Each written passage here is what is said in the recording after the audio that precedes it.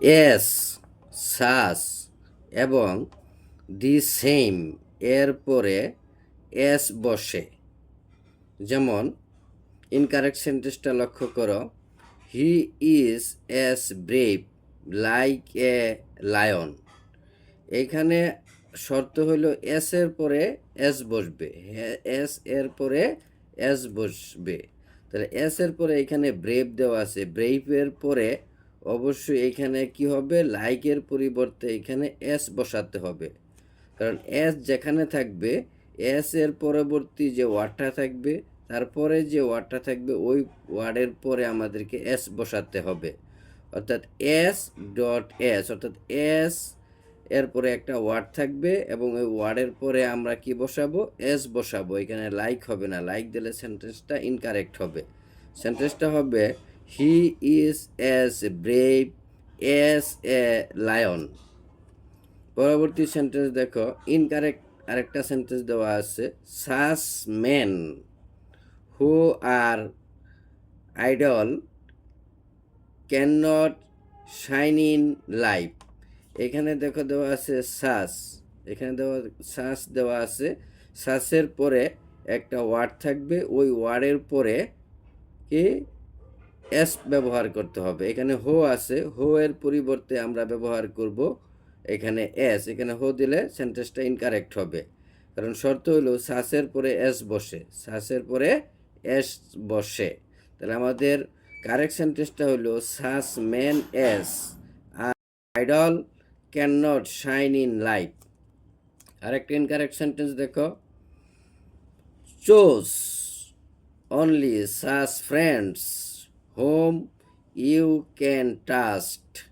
এখানে দেখো দেওয়া আছে সাস, সাসের পরে এস বসবে, সাসের পরে কি এস বসবে, সাসের পরে একটা ওয়ার্ড থাকবে, এই ওয়ার্ডের পরে কি বসাইতে হবে, এস ব্যবহার করতে হবে। তো এখানে হোম আছে, হোমের পরিবর্তে আমরা ব্যবহার করব এস। তাহলে কারেক্ট সেন্টেন্সটা হবে choose only such friends as you can trust.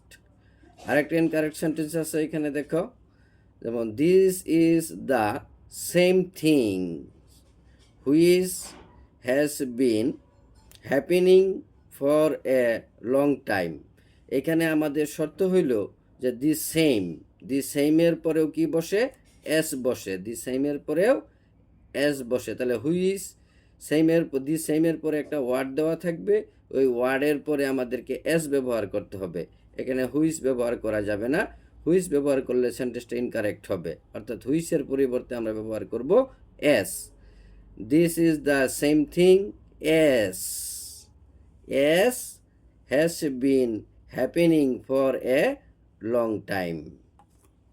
Note দেওয়া আছে দেখো, দি সেমের পরে ভার্ব উল্লেখ থাকলে, দি সেমের পরে ভার্ব উল্লেখ থাকলে এরপর এস বা দ্যাট উভয়ই হতে পারে, কিন্তু ভার্ব না থাকলে শুধু এস হবে। কথাটা হইল দি সেমের পরে যদি ভার্ব থাকে, দি সেমের পরে যদি ভার্ব উল্লেখ থাকে, তাহলে আমরা এসও ব্যবহার করতে পারবো, দ্যাটও ব্যবহার করতে পারবো।